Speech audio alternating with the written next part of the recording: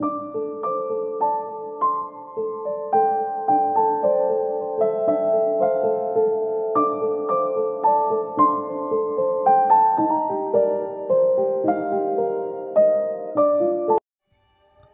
Friends, എല്ലാവർക്കും പുതിയൊരു വീഡിയോയിലേക്ക് സ്വാഗതം.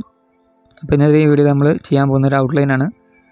അപ്പോൾ നേരത്തെ നമ്മൾ ചെറിയൊരു ഔട്ട്ലൈൻ ഇട്ട് വെച്ചിട്ട് അതിൻ്റെ മുകളിൽ കൂടെ ഒന്ന് വരച്ച് ചെയ്യാൻ നിങ്ങൾ കാണിച്ചുകൊണ്ടിരുന്നത്. കാരണം നമുക്ക് ഒരു ഫോണുള്ളായിരുന്നു നോക്കി വരയ്ക്കാൻ വീഡിയോ ഷൂട്ട് ചെയ്യാനും കൂടെ. ഇപ്പോൾ നമുക്കൊരു ഫോണോടെ കിട്ടിയേക്കുന്നതുകൊണ്ട് തന്നെ നമുക്ക് ഒരു ഫോണിൽ നോക്കി വരയ്ക്കാൻ പറ്റും. അതുകൊണ്ട് തന്നെ നോക്കി വരയ്ക്കുന്നതുകൊണ്ട് തന്നെ കുറച്ച് സമയം എടുക്കുന്നുണ്ട്. അപ്പോൾ വീഡിയോ ഇച്ചിരി ലെങ്തിയാണ്. നിങ്ങൾ വീഡിയോ സ്കിപ്പ് ചെയ്യുക, ഫുള്ളായിട്ട് കണ്ടിട്ട് ട്രൈ ചെയ്ത് നോക്കുക. അപ്പോൾ നിങ്ങൾ ചെയ്യുവാണെങ്കിലും ഔട്ട്ലൈൻ നല്ല സമയത്ത് തന്നെ ചെയ്യുക.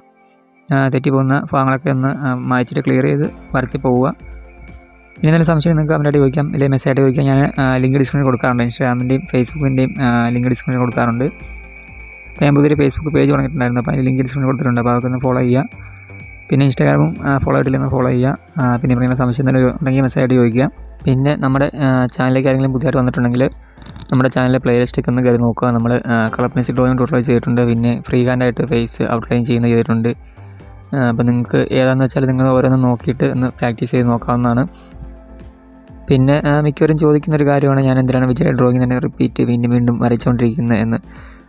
അത് വേറെ ഒന്നുമില്ല, എനിക്ക് വ്യൂ കിട്ടുന്നതുകൊണ്ട് മാത്രം ഞാൻ ചെയ്യുന്നത് മാത്രമേ ഉള്ളൂ. ഇപ്പോൾ എനിക്ക് വിജയ് വരയ്ക്കുമ്പോൾ വ്യൂ കിട്ടുന്നുണ്ടെങ്കിൽ വിജയ് വരയ്ക്കുന്നു. ഇപ്പം വേറെ ആരും ഇപ്പം അല്ലെങ്കിൽ മോഹൻലാൽ മമ്മൂട്ടിയോ ആര് വരയ്ക്കുമ്പോൾ എനിക്ക് വ്യൂ കിട്ടുന്നത് ഞാൻ ചെയ്യും. അപ്പം ഓൾറെഡി ഞാൻ എല്ലാം ചെയ്തിട്ടുണ്ട്. മോഹൻലാൽ, മമ്മൂട്ടി, പൃഥ്വിരാജ്, നമ്മുടെ പൃഥ്വിരാജ്കുമാർ, പിന്നെ നടിമാരായ സായി പല്ലവി, നയൻതാര, ഒരുപാടാണെന്ന് എനിക്ക് തോന്നുന്നത്. നിങ്ങൾ ജസ്റ്റ് എൻ്റെ ഓൾഡ് വീഡിയോസൊക്കെ നോക്കിയാൽ മതി. മിക്ക ആക്ടേഴ്സിനെ വരച്ച് പോയിട്ടുണ്ട്. പക്ഷേ ഇതൊന്നും വ്യൂ ഇല്ലാതെ ചെറുതായി കടന്നു പോവുകയാണ്. നമ്മളൊരു കാര്യത്തിന് വേണ്ടി കഷ്ടപ്പെടുമ്പോൾ നമുക്ക് അതിനൊരു വ്യൂ കിട്ടിയില്ലെങ്കിൽ നമ്മൾ പിന്നെ അത് ചെയ്യാൻ പോകത്തില്ല. അപ്പോൾ ഞാനെന്നല്ല ഏതൊരു യൂട്യൂബറാണ് അങ്ങനെയായിരിക്കും ചെയ്യാറ്. അപ്പോൾ അതുകൊണ്ടാണ് ഞാൻ പിന്നെ ആ ടോപ്പ് ചെയ്യാത്തത്. പിന്നെ നിങ്ങൾ പറയുന്നതൊക്കെ മിക്കത് ഞാൻ വരയ്ക്കുന്നുണ്ട്. പിന്നെ കറക്റ്റ് ആ ഒരു മൂവിയിൽ തന്നെ ഒരു കഥാപാത്രത്തെ എനിക്ക് കിട്ടിയില്ലെങ്കിലും ആ ഒരു ആളെ ഞാൻ വരയ്ക്കുന്നുണ്ട്. കാരണം നമുക്ക് കറക്റ്റ് ഒരു ഇമേജ് കിട്ടണ്ടേ. കറക്റ്റ് ആ മൂവിയിലെ ഇമേജ് കിട്ടണമെന്ന് ഒരു നിർബന്ധമില്ല. കിട്ടിയാലും നമുക്ക് കോപ്പറേറ്റ് ഫ്രീ ആയിട്ടുള്ള ഇമേജൊക്കെ കിട്ടണം. അപ്പോൾ അങ്ങനെയൊക്കെ തപ്പിയെടുക്കാനുള്ളൊരു പാടൊക്കെ വരുന്നുണ്ട്. പിന്നെ ഒരു കിട്ടുമ്പം ആ ഒരു ആക്ടറിനെ തന്നെ ഞാൻ വരയ്ക്കുന്നത് മാത്രമേ ഉള്ളൂ. ഇന്ന കഥാപാത്രം എന്നെനിക്ക് കറക്റ്റ് കിട്ടണമെന്ന് നിർബന്ധമൊന്നുമില്ല. അപ്പം അത് മിക്കത് ഞാൻ വരച്ച് പോകാറുണ്ട്. പിന്നെ ഈ പറഞ്ഞ പോലെ നമ്മൾ ആക്ടേഴ്സിന് മാത്രമല്ല വരച്ചേക്കുന്നത്, നമ്മൾ സീനറീസ് ചെയ്തിട്ടുണ്ട്. 2-3 സീനറീസ് ചെയ്തിട്ടുണ്ടെന്ന് എനിക്ക് തോന്നുന്നു. പിന്നെ അനിമൽസ് ഡ്രോയിങ് ചെയ്തിട്ടുണ്ട്. പിന്നെന്താ ട്യൂട്ടോറിയൽ കണ്ണ്, മൂക്ക്, അങ്ങനെ ഓരോ കാര്യങ്ങളും നമ്മൾ ട്യൂട്ടറായിട്ട് ചെയ്തിട്ടുണ്ട്. പിന്നെന്താ ഒരുപാട് വീഡിയോസ് ഉണ്ട്, നിങ്ങളെടുത്ത് നോക്കിയാൽ മതി. ഒരു എത്ര 400-500 വീഡിയോക്ക് മുകളിൽ ഞാൻ ചെയ്യണമെന്ന് എനിക്ക് തോന്നുന്നു ഈ ചാനലിൽ. 500 ആയിരിക്കില്ല. അപ്പോൾ അത്രയൊക്കെ ഞാൻ വീഡിയോ ചെയ്തിട്ടുണ്ടെങ്കിലും അതിനൊന്നും വ്യൂ കിട്ടാതെ പോകുന്നത് മാത്രമാണ്.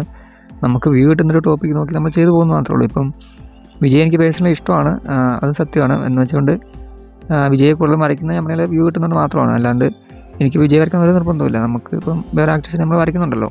ഇപ്പം പറഞ്ഞ പോലെ എല്ലാം ഒരു വ്യൂ കിട്ടാതെ പോകുന്നതിൻ്റെ വിഷമത്തിൽ പിന്നീട് നമ്മൾ വരയ്ക്കാതെ പോകുന്നത് മാത്രമേ ഉള്ളൂ. അപ്പം ഈ പറഞ്ഞ പോലെ നിങ്ങൾക്ക് താല്പര്യമുള്ള നിങ്ങൾ കമൻറ്റ് ചെയ്യുക. ഞാൻ ചെയ്യുന്നുണ്ട്. ഞാൻ മിക്ക ഡ്രോയിങ് നിങ്ങൾ പറയുന്നത് ഞാൻ ചെയ്യുന്നുണ്ടല്ലോ. മിക്ക ആക്ടേഴ്സിനും ഞാൻ വരയ്ക്കുന്നുണ്ട്.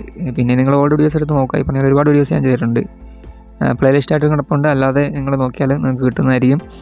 അതിൻ്റെ ഓൾഡ് ഡ്രോയിങ് തൊട്ട് നിങ്ങൾ നോക്കി വന്നാൽ മതി. ഞാൻ ആദ്യമൊക്കെ വരച്ചുകൊണ്ടിരുന്ന വെറും സീനറീസ്, വെറും സിമ്പിളായിട്ടുള്ള ഡ്രോയിങ്ങൊക്കെ ഞാൻ ചെയ്തുകൊണ്ടിരുന്നത്. അത് കഴിഞ്ഞിട്ടാണ് ഞാൻ പിന്നെ ഈ ആക്ടേഴ്സിനൊക്കെ വരയ്ക്കാൻ തുടങ്ങിയത്. പിന്നെ എനിക്ക് തോന്നുന്നത് വെച്ചാൽ എൻ്റെ ചാനലിൽ കൂടുതൽ വന്ന് കയറിയേക്കുന്ന മിക്കവാറും വിജയ് ഫാൻസ് ആയിരിക്കും സബ്സ്ക്രൈബ് ചെയ്തേക്കുന്നത് കൂടുതൽ. അപ്പം ആ ഒരു കാരണം കൊണ്ട് തന്നെയായിരിക്കും എനിക്ക് ആ ഒരു ടോപ്പിക്ക് മാത്രം വ്യൂ കിട്ടുന്നത്. അപ്പം അത്രേ ഉള്ളൂ. അല്ലാതെ നമുക്ക് ഇതിനകത്ത് വേറെ കാര്യങ്ങളൊന്നുമില്ല. പിന്നെ ഓൾഡ് ഡ്രോയിങ് എല്ലാം ഞാൻ ഇപ്പം കമ്മ്യൂണിറ്റി ടാബ് വഴി റീപോസ്റ്റ് ചെയ്യാറുണ്ട്. അപ്പോൾ അതൊക്കെ നിങ്ങൾ കാണുന്നുണ്ടാവും. അപ്പോൾ അതിൻ്റെയൊക്കെ വ്യൂ നിങ്ങൾ എടുത്ത് നോക്കുക. ഒരു വർഷം ആയ വീഡിയോ അല്ലെങ്കിൽ 2 വർഷം ആയ വീഡിയോ ഒക്കെയാണ് വെറും 100 വ്യൂ അല്ലെങ്കിൽ 50 വ്യൂ ഒക്കെ ഉള്ളതുകൊണ്ട് മിക്കതുമുണ്ട്. അപ്പം അതൊക്കെ നിങ്ങൾ നോക്കുക. അപ്പോൾ അതൊക്കെ വ്യൂ കിട്ടാത്തതുകൊണ്ടാണ് ഞാൻ ഇപ്പോൾ റീപോസ്റ്റ് ചെയ്തുകൊണ്ടിരിക്കുന്നത്. പിന്നെ ഈ പറഞ്ഞതുപോലെ വിജയുടെ ഡ്രോയിങ് എനിക്ക് നിങ്ങൾ തന്നെ എടുത്ത് നോക്കിയാൽ മതി. എനിക്ക് ഏറ്റവും ടോപ്പിൽ നിൽക്കുന്നതും വിജയുടെ ഡ്രോയിങ്ങാണ്. ഒരു ഫ്രീ ഹാൻഡ് ഞാനൊരു ട്യൂട്ടോറിയൽ ചെയ്തിട്ടുണ്ടായിരുന്നു വിജയുടെ ഡ്രോയിങ്. അപ്പോൾ അതിനിപ്പോൾ എനിക്ക് 84K വ്യൂ ആണ്ട് വന്നിട്ടുണ്ട്. 84K വ്യൂ ആണെന്ന് തോന്നുന്നു വന്നിട്ടുണ്ട്. അപ്പം അത് തന്നെ ഞാൻ ഏറ്റവും ടോപ്പായിട്ട് മുകളിൽ കൊടുത്തിട്ടുണ്ട് ഹോം പേജിൽ തന്നെ യൂട്യൂബിൻ്റെ.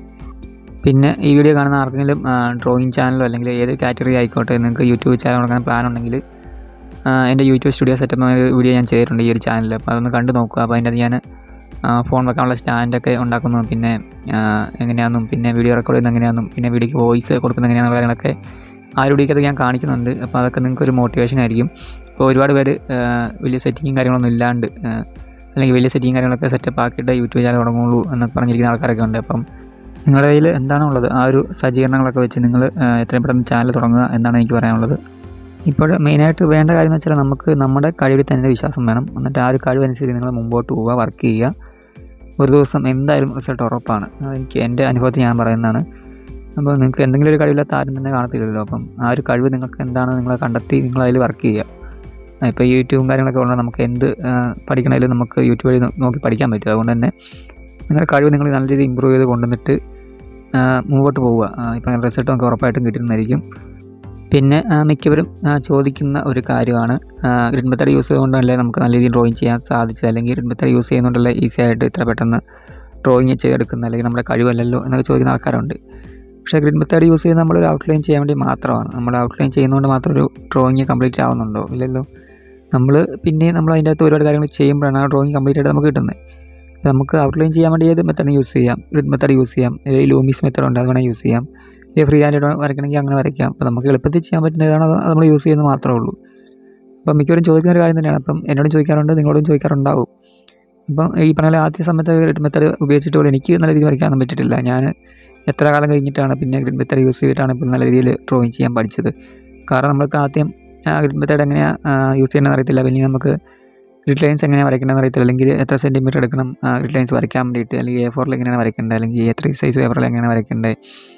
അങ്ങനെ ഒരുപാട് കാര്യങ്ങൾ നമുക്ക് നല്ല രീതിയിൽ പഠിക്കാനുണ്ട്. എന്നാൽ മാത്രമേ നമുക്ക് ഗ്രിഡ് മെത്തേഡ് ഉപയോഗിച്ചിട്ടാണെങ്കിൽ പോലും ഡ്രോയിങ് ചെയ്യാൻ സാധിക്കത്തുള്ളൂ.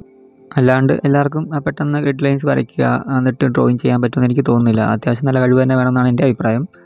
അപ്പോൾ നിങ്ങളുടെ അഭിപ്രായങ്ങളൊക്കെ നിങ്ങൾ കമൻറ്റായിട്ട് രേഖപ്പെടുത്തുക. എന്താണ് നിങ്ങളുടെ അഭിപ്രായം എന്ന് വെച്ചാൽ.